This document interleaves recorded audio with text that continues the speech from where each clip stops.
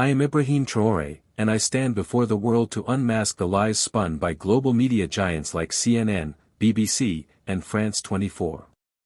For too long, you have shaped narratives that distort the truth about Africa, painting it as a continent of despair, chaos, and dependency. You've branded me a radical, a dangerous anti-Western dictator, a young military leader to be feared. But today, I speak directly to the world, bypassing your filters, your edits, and your distortions. The era of your media monopoly is over. Millions will hear my words untainted, and I will expose the system that has kept Africa shackled while its wealth is plundered. I am 34 years old. My entire life has been shaped by your lies. As a child, I watched Africa on your screens, always the same images, starving children with flies on their faces, barren lands, endless wars, and death. This, you told us, is Africa. This is its essence. And we believed you.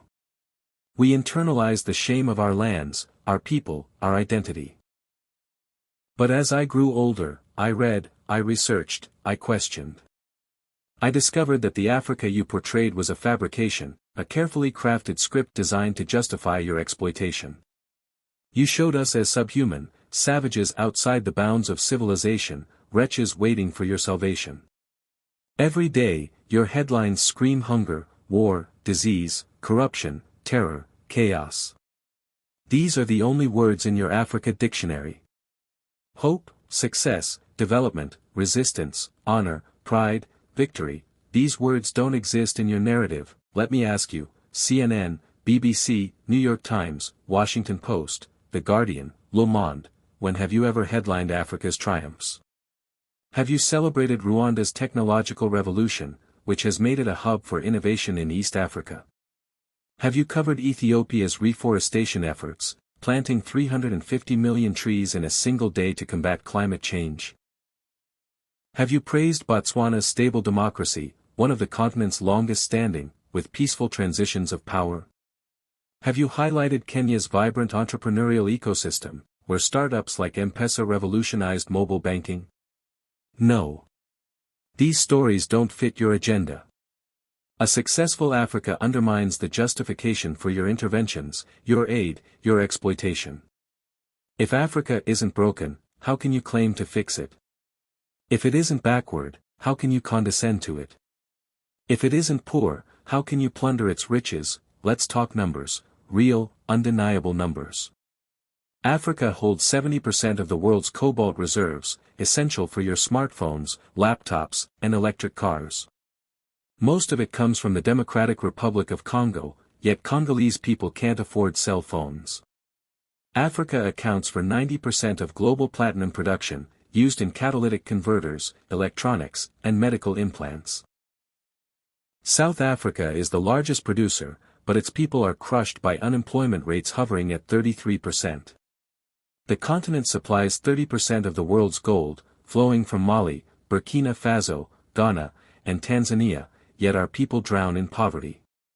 Africa produces 65% of the world's diamonds, mined in Botswana, Angola, Congo, and Sierra Leone, generating billions in revenue, but miners earn $1 a day.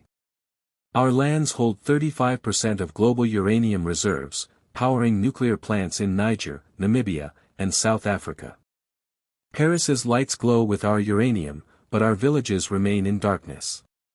You ask why Africa is poor. The real question is, how has Africa been kept poor despite its staggering wealth? Colonialism never ended, it merely changed its mask. You no longer occupy our lands with armies, you do it with corporations. You no longer steal with guns, you do it with contracts. You no longer rule with whips, you rule with debt. Let me give you specifics, though you'll never report them.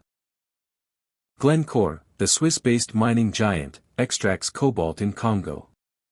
In 2022, its revenue was $256 billion, but it paid Congo just $500 million in taxes, 0.2% of its earnings.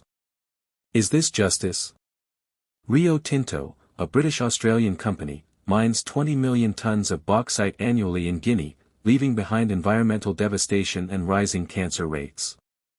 Total Energies, the French oil giant, operates in Angola, Nigeria, and Congo, earning $36 billion in profits in 2022 while leaving behind leaking pipelines and polluted rivers. Anglo American, founded in South Africa but now headquartered in London, extracts diamonds, platinum, and iron, yet South Africa grapples with 6 million unemployed. These are just the visible crimes. The invisible ones are worse: secret deals, offshore accounts, transfer pricing schemes. Every year, $88 billion in illicit financial flows leaves Africa, dwarfing the $45 billion in aid that arrives with fanfare. Africa isn't receiving aid, it's giving it. Here's how the system works, step by step. Step 1, create corruption. Bribe our leaders, open offshore accounts, promise them luxury, send their children to your elite schools.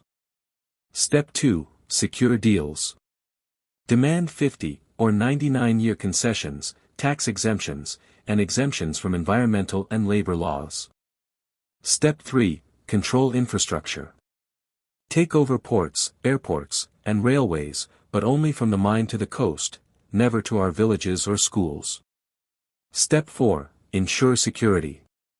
Deploy private security firms, arm them, and criminalize protests. Step 5, silence the media. Buy local journalists, suppress dissent, and feed stories of unrest to global outlets like you. This system has operated for a century, and you're complicit. Your biggest advertisers, oil companies, mining giants, arms dealers, pharmaceutical cartels, are the same ones exploiting Africa. You thrive on their money, defend their interests, and call it journalism. Let me speak of France's role, since you rarely do. The CFA franc, a colonial currency, is still used by 14 African nations. 50% of their central bank reserves are held in the French treasury, where France applies negative interest rates. We pay France to use our own money. Through this system, France siphons $500 billion in resources from Africa annually. When France grants 10 billion euros in aid, you trumpet it as generosity, but you ignore the $500 billion it takes. Britain's system is subtler but no less insidious. London is the global hub for money laundering.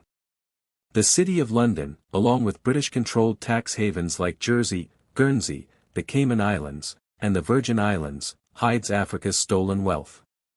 America's tool is AFRICOM, with 46 military bases across the continent. Officially, it's for security; in reality, it's for resource control.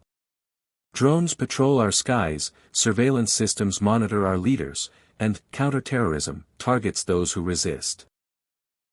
China, the new player, promises win-win cooperation, building roads and ports.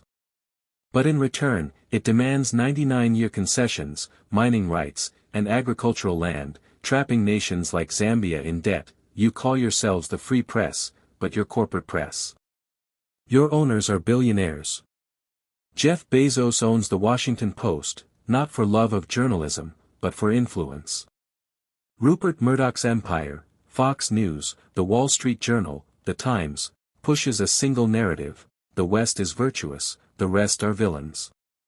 Carlos Slim, Mexico's telecom billionaire, is the New York Times' largest shareholder, his wealth built on Latin America's exploitation. Your editors come from Harvard, Yale, Oxford, Cambridge, elite schools that produce a uniform worldview. Your Africa correspondents speak only English or French, never Swahili, Hausa, Yoruba, or Amharic. They can't talk to our people, so they rely on Western diplomats, NGOs, and experts, who reinforce your biases. You've hidden the truth about Africa's heroes. Patrice Lumumba, murdered on January 17, 1961, by Belgian mercenaries with CIA complicity, his body dissolved in acid, his teeth kept as souvenirs.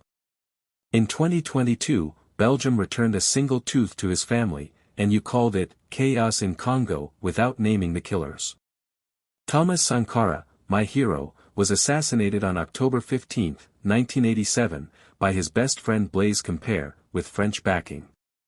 Sankara vaccinated 2.5 million children, planted 10 million trees, raised literacy from 13% to 73%, empowered women, banned FGM, rejected IMF loans, and refused to pay colonial debts. You called his death a military coup and ignored his achievements. Muammar Gaddafi, flawed but transformative, raised Libya's per capita income to $12,000, its literacy rate from 25% to 87%, and life expectancy from 51 to 74. He provided free healthcare, education, and subsidies, and dreamed of a United States of Africa with a gold-backed dinar. His death on October 20, 2011, was celebrated by Hillary Clinton. We came, we saw, he died, and Libya descended into chaos, with slave markets and endless war. You called it democracy, now you target the Sahel, Mali, Niger, Burkina Faso, hoping to turn us into another Libya, Syria, or Iraq. But we've awakened. France's Operation Barkhane, launched in 2013 to fight terrorism, cost €1 billion annually and deployed 5,100 soldiers. In 2013, Mali had 500 terrorists, by 2022, the Sahel had 5,000. French soldiers protected uranium mines for Areva and oil pipelines for Total, but terrorists roamed freely, burning villages. Why? Chaos justified their presence.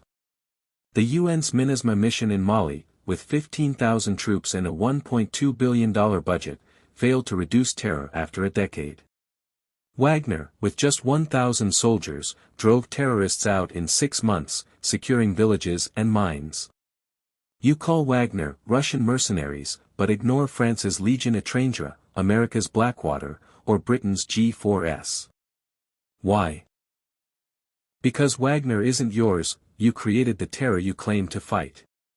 Al-Qaeda was born in the 1980s, funded by the CIA and Saudi money to counter Soviets in Afghanistan. The Taliban were your freedom fighters. ISIS emerged from the 2003 Iraq invasion, fueled by your torture in Abu Ghraib and disbanded Iraqi army. Libya's looted weapons, post-Gaddafi, armed Boko Haram and others across the Sahel. You destabilized Nigeria by ignoring the 2009 extrajudicial killing of Boko Haram's leader, sparking its radicalization. Now you lecture us on counterterrorism while using it as a pretext to stay an exploit that we've seen through your game. Terror is your Trojan horse, but we're dismantling it. In Mali, Niger, and Burkina Faso, our armies and police fight for our people, not foreign interests. Villages are safer, hope is rising, and terror is retreating. You call this democratic backsliding or human rights violations, but where is your moral authority? Guantanamo holds prisoners without trial. Abu Ghraib was a torture chamber. Julian Assange rots in prison for exposing your war crimes, Chelsea Manning was jailed for leaking truth, and Edward Snowden is a fugitive for revealing your global surveillance. Your drones kill civilians in Pakistan, Yemen, and Somalia, yet you call it collateral damage. You bomb weddings, schools, and hospitals, yet lecture us on the laws of war. I come from war. I've seen the front lines, carried wounded soldiers, consoled mothers of martyrs. A true soldier protects civilians, fights with honor, and dies for their people. Your mercenaries, drone pilots, and special forces kill from afar, then go home to their families. We face our enemies directly, protect our people, and fight for our land. We will win because the righteous prevail, because those who fight for their people triumph, because those who defend their homeland endure. Your media silences dissent. I know journalists with conscience, but they're muzzled. Truth-tellers are fired, investigative reporters laid off, columnists sacked for declining reader interest. You replace them with think tank experts funded by the National Endowment for Democracy, George Soros's Open Society Foundations, or the Ford and Rockefeller Foundations. They claim to promote democracy but push exploitation, intervention, and control. Your aid narratives, Live Aid, Kony 2012, celebrity adoptions, are propaganda. Live Aid raised millions, but corruption and dependency grew. Kony 2012 enriched its creators while Uganda got American troops. Angelina Jolie, Madonna, and Bono pose for photos, adopt children, or hold concerts, but Malawi's malaria deaths, Bono's tax evasion, and Sudan's oil-driven civil war go unreported. Here's the truth you hide: Africa loses $192 billion annually, $88.6 billion in illicit financial flows, $48.2 billion in corporate profit transfers, $17 billion in debt interest, $13.8 billion in brain drain, $10.6 billion in climate change costs, $17 billion in illegal logging, and $1.3 billion in illegal fishing. Meanwhile, you tout $134 billion in aid and investment, ignoring the net loss of $58 billion. You frame the West and China as saviors, but Africa is the one bleeding. This is my truth, unfiltered, unedited, and undeniable. You can no longer control the narrative. We, the children of Africa, are rising. We will secure our lands, protect our people, and reclaim our wealth. Your lies will not define us, your cameras will not blind us, and your microphones will not silence us. The world is watching, and the truth is breaking through.